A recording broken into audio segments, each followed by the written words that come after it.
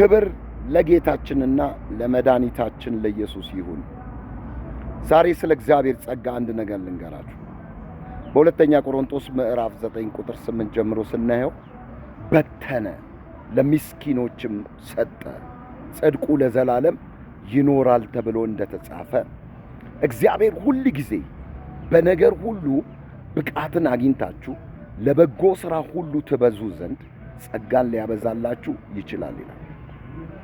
እግዚአብሔር ከሰማይ የሚሰጠን ጸጋ ትልቅ ጉልበትንና ኃይልን በምድር ላይ ለእኛ አድርጎ ጽድቅንና ቅድስና ቤዛነትን በእኛ ፈጽሞ ደስ የሚያሰኘውን ኑሮ እንድንኖር ነው። በዚህ በሁለተኛ ቆሮንቶስ ምዕራፍ 9 ላይ ያለውን ቃል ስንመለከተው በነገር ሁሉ ብቃት አግኝታችሁ ይላል። ሃርድሺፕ ታይም ላይ ብቃት አግኝተህ፣ በጣም ክፉ በሆነ ትውልድ መካከል ብቃት አግኝተህ ለበጎ ሥራ ሁሉ ትበዛ ዘንድ ጸጋን ሁሉ ሊያበዛላችሁ ይችላል። የጸጋ አምላክ እግዚአብሔር ይባረክ። ይህ ጸጋ ደግሞ ብቃትን ሁሉ ይሰጣችኋል። ለበጎ ሥራ ሁሉ እንድትበዙ ያደርጋችኋል። በእግዚአብሔር ጸጋ ውስጥ ያለ አማኝ በድካም ውስጥ አይገኝም። ቀጥታ የእግዚአብሔርን ቃል በዕብራውያን ምዕራፍ 12 ቁጥር 15 ላይ እንመልከት። በዕብራውያን ምዕራፍ 12 ቁጥር 15 ላይ ሄደን ስንመለከት በዛ ክፍል አስደናቂ ነገርን ትመለከታላችሁ። ስለ እግዚአብሔር ጸጋ ለማንም የእግዚአብሔር ጸጋ እንዳይጎድለው ይጠንቀቅ ይላል። ብዙዎች የሚረክሱበት መራራ ስር በአንተ በቅሎ እንዳያስጨንቅ፣ ወደፊት ሴሰኛ የሚሆን እንዳይገኝ፣ ስለ አንድ መብል ብኩርናውን እንደሸጠ ለዔሳው ለዚህ ዓለም ከሚያመች ሰው ተጠንቀቅ። በእንባ ተግቶ እንኳን ቢፈልገው አላገኘውም ይላል። ስለዚህ ከእግዚአብሔር ጸጋ መጉደል አይገባንም። ከእግዚአብሔር ጸጋ ማነስ አይገባንም። የእግዚአብሔርን ጸጋ በሕይወታችን ማጣት አይገባንም። አንድ ቃል ልድገማችሁ። በሁለተኛ ተሰሎንቄ ምዕራፍ 1 ቁጥር 9 ላይ አስገራሚ ነገርን እንመለከታለን። እንደ አምላካችን እንደ ጌታችን እንደ ኢየሱስ ክርስቶስ ጸጋ መጠን የኢየሱስ ክርስቶስ ስም በእናንተ እንዲከብር እናንተም በእርሱ ዘንድ እንድትከብሩ አምላካችን ለመጥራቱ የምትበቁ አድርጎ ይቆጥራችሁ ዘንድ የበጎነት ፈቃድ የእምነት ኃይል በእናንተ ይፈጸም ዘንድ ይህ ሁሉ ስለ እናንተ ነው ይላል። እንደ አምላካችን እንደ ጌታችን እንደ ኢየሱስ ክርስቶስ ጸጋ መጠን እንደ አምላካችን እንደ ጌታችን እንደ ኢየሱስ ክርስቶስ ጸጋ መጠን የኢየሱስ ክርስቶስ ስም በእናንተ ሊከብር ይላል። እናንተም በእርሱ ዘንድ እንድትከብሩ ይላል።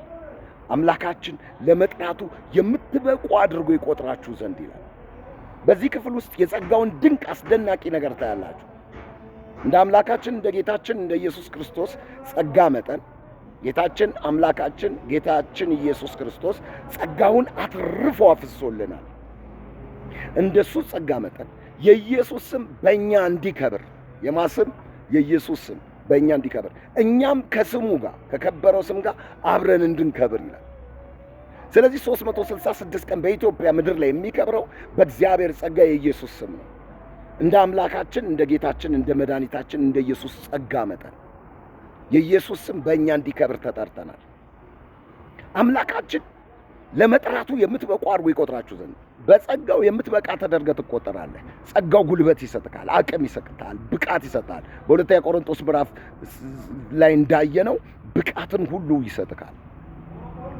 በቃ ለመጥራቱ የምትበቁ አድርጎ እግዚአብሔር ይቆጥራችሁ ዘንድ የበጎነት ኃይል የእምነት ኃይል በእናንተ ይፈጸም ዘንድ እግዚአብሔር ለመጥራቱ የምትበቁ አድርጎ ይቆጥራችሁ ዘንድ የእምነት ኃይል ዛሬ ይከሰት ዘንድ ዕውራን ይበሩ ዘንድ በእምነት ኃይል ሽባዎች ይተረተሩ ዘንድ ምልክትና ድንቅ በምድሪቱ ላይ ይደረግ ዘንድ የእምነት ኃይል በእኛ ይፈጸም ዘንድ የበጎነት ፈቃድ ዋው በጎ ነገሮች ይሆን ዘንድ ጥመት ከምድራችን ይጠፋ ዘንድ የእግዚአብሔር ጸጋ አንድ ስለ ጸጋ ቃል ልድገማችሁ። ሃሌሉያ። ቲቶ ምዕራፍ 2 ቁጥር 11 ሰዎችን ሁሉ የሚያድን የእግዚአብሔር ጸጋ ተገልጿል። ይህ ጸጋ ከዚህ በኋላ የሚሰራውን ስራ የተገለጸው ጸጋ የሚሰራውን ስራ ያሳያቸዋል። ሰዎችን ሁሉ የሚያድን የእግዚአብሔር ጸጋ ተገልጿል። ይህም ጸጋ ኃጢአተኝነትና ዓለማዊ ምኞትን ክደን የተባረከውን አምላካችንን አዳኛችንን ጌታችን ኢየሱስ ክርስቶስን በክብር እየጠበቀን የእሱን መምጣት በክብር እየጠበቀን ራሳችንን በመግዛት በጽድቅ እንድንኖር ያስተምረናል ይላል። ሰዎችን ሁሉ የሚያድን የእግዚአብሔር ጸጋ መገለጥ ሲጀምር አንድ ነገር መከሰት ጀመረ። እንደ አምላካችን እንደ ጌታችን እንደ ኢየሱስ ክርስቶስ ጸጋ መጠን እንግዲህ ሥራ መሰራት ጀመረ። ሰዎችን ሁሉ የሚያድን ሙስሊምን የሚያድን ኦርቶዶክስን የሚያድን ፕሮቴስታንትን የሚያድን የእግዚአብሔር ጸጋ ተገልጧል። ይህም ጸጋ ኃጢአተኝነትና ዓለማዊ ምኞትን ያስክዳል። የእግዚአብሔር ጸጋ ሲበዛልክ በዓለም አትኖርም። ኃጢአተኝነትና ዓለማዊ ምኞትን ትክዳለህ።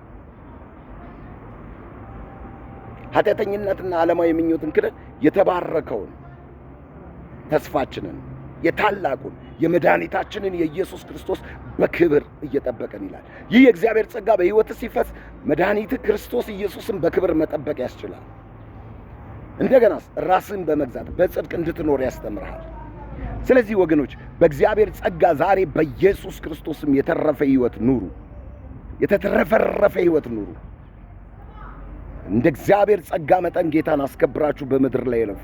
በኢየሱስ ስም ሻሎም፣ የእግዚአብሔር በረከት ይብዛላችሁ። አሜን።